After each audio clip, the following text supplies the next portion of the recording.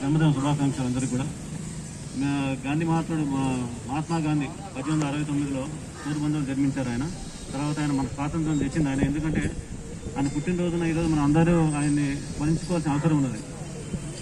ఎందుకంటే చాలామంది పిల్లలు తెలియదు ఈరోజు గాంధీ పుట్టినరోజు అని చెప్పి తెలియదు. కాబట్టి తెలియజేయండి, పిల్లలకు తెలియజేయండి, అందరూ కూడా సమాజానికి కూడా తెలియజేయాలి ఈరోజు నేత పుట్టినరోజు అని చెప్పి. ఇకపోతే మన విజయ్ ఈ మంచి కార్యక్రమం ఏర్పాటు చేసిండు. ఎందుకంటే మీ సేవలు అనేవి చాలామంది తెలియదు, మాకు తెలిసి ప్రత్యక్షంగా మేము పనిచేస్తున్నాం. కరోనా టైంలో మాత్రం జిహెచ్ఎంసీ వాళ్ళు, పోలీసు, డాక్టర్స్ వీళ్ళే తప్ప బయట ఎవరు లేరు. అందరూ కూడా ఇంట్లో ఉండి కూడా పేపర్ ముట్టుకోవడంగా భయపడుతుండే. కానీ మీరు కంటోన్మెంట్ జోన్లు అని చెప్పి అక్కడికి వచ్చి ఇది బారికేట్లు వేసి వాళ్ళకు వాటర్ కానీ, వాళ్ళ ఫుడ్ కానీ, వాళ్ళకి అన్నీ కూడా మీరే ఏర్పాటు చేసింది.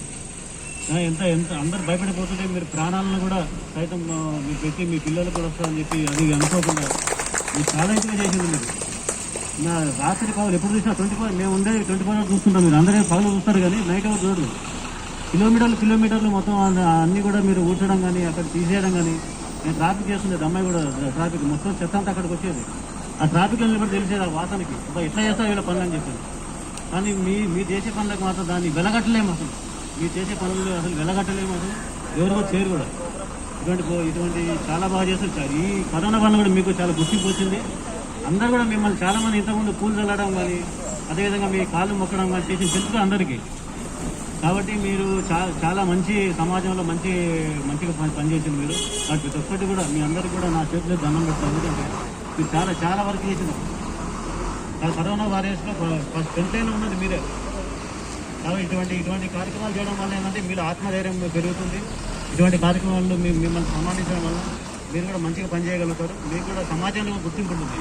మీ వర్కర్స్ అంటే కొంతమంది ఏంటంటే చిన్న చూపు ఉంటుంది, కానీ ఇప్పుడు మంచి పేరు ఉంది, మీకు మంచి ఉంది. కాబట్టి మీరు బాగా పనిచేయండి, కాలనీలు అన్నీ నీట్గా చేయండి. సార్ డీసీ సార్ ఉన్నారు, మీరంతా సపోర్ట్ ఉన్నాం మీకు.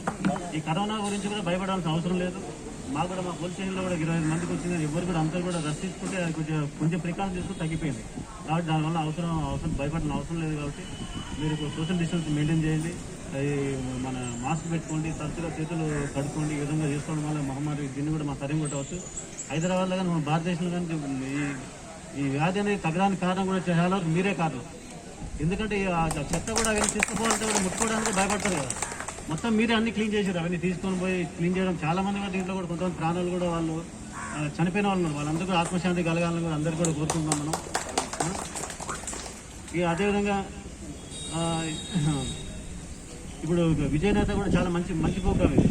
ఎందుకంటే దీనివల్ల ఎటువంటి కార్యక్రమం పెట్టిందంటే పబ్లిక్ కూడా తెలుసు, అదే వీళ్ళు ఇంత పని చేసిండు వీళ్ళు కానీ మీ గౌరవం కూడా పెరుగుతుంది. కాబట్టి అందరూ కూడా మంచి పని చేయండి. కాబట్టి ఈ అవకాశం ఇచ్చేటువంటి విజయనేతకి అందరూ కూడా నా హృదయపూర్వక నమస్కారాలు తెలియజేసుకుంటూ ముగిస్తున్నాను. జై హింద్.